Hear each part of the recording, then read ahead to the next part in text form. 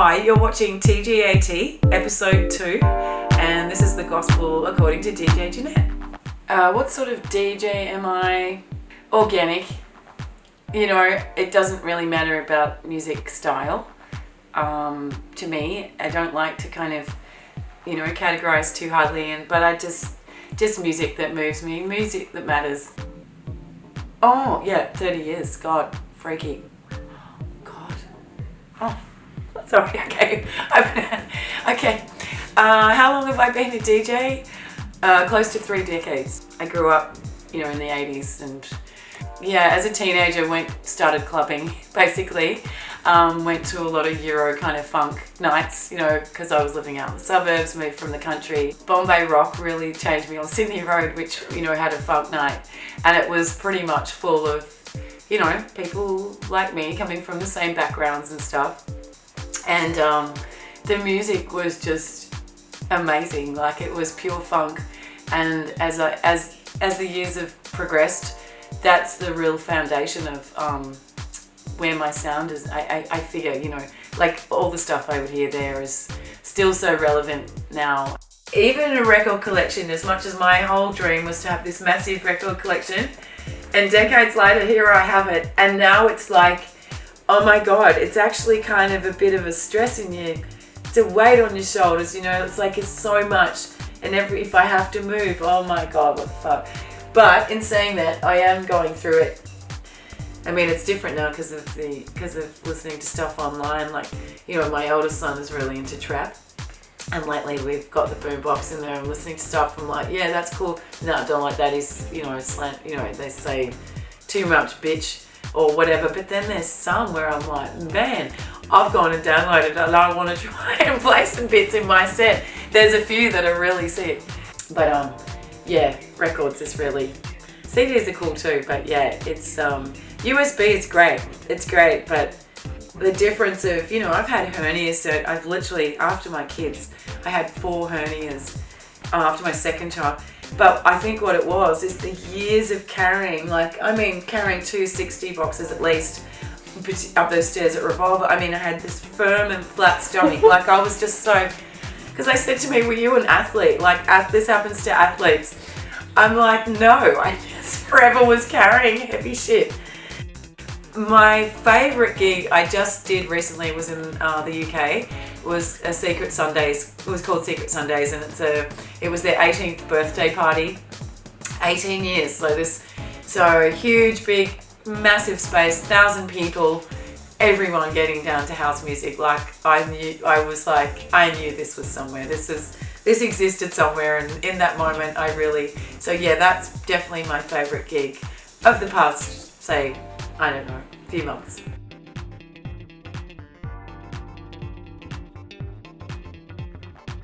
There's a whole bunch of things actually, and this is something I never really talk about too much, but coming from a Sicilian dad, where, as a female, you're not necessarily, he would have been happy if I just went off and became someone's secretary, and that would be, but for me, I always wanted more, and I wanted to prove that I could do just as good as a guy, basically. This is years later, I kind of went, I think that was a big motivation for me. Music was always a thing, but also at that time, it was pretty predominantly male. For whatever reason, that voice was like, no, you can't do that, because that's what you're generally hearing most of your life so far, But it was like, I literally got pushed into it from some friends. So DJ Ransom, who's been around even longer than me. A few mates who were DJing said to me, right, we really need someone tomorrow night. Please will you do it, please will you do it. So yeah, I left the bedroom and went and did that, and then there was no turning back, because once I got on a big sound system, I'm still the same. Decades later, it still excites me that much. When I felt it was very quite lonely. Like it was there wasn't really a lot of girls, say, you could hang out with, and whereas if I were now, it's just a different time, and it's really refreshing. I think it's gone so far for me now, it's irrelevant, my gender, for me personally. It's not irrelevant. I still feel I have, a place in kind of making some sort of change. And particularly when young women come to me and say, oh my gosh, you inspired us. Great, that's great. I kind of go, who? Huh? Me? What? But I think I've tried not to let that. I really steered clear for years of the idea of people wanting to run an all-female DJ night. I found that was like, I don't want to be a novelty. I want to be as good as anyone doing it, and I don't want to be distinguished by my gender, that. So I mean now I'm more into the idea of doing it just because there's so many more women. So yeah, if it's a group of women we want to get together, sure, great, I'm all for it.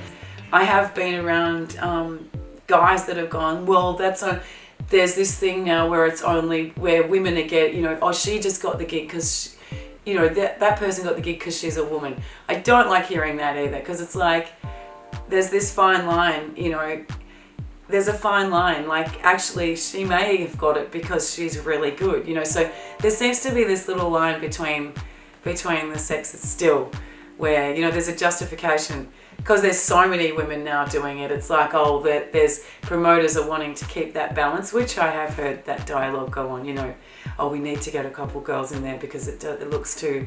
And there used to be a time where literally you would look at a festival lineup and it was all male, like all male. And I might have got one here and there, and you wouldn't even think about it, and then kind of go, oh my God, hang on, yeah, I'm the only girl, or there's not one, So once social media started, that would get written up a lot about, like, check this out, check this party out, there's not one woman on the bill. So over time that changed and it almost became the other way around, I suppose. But, man, woman, whatever, who cares? The music's right,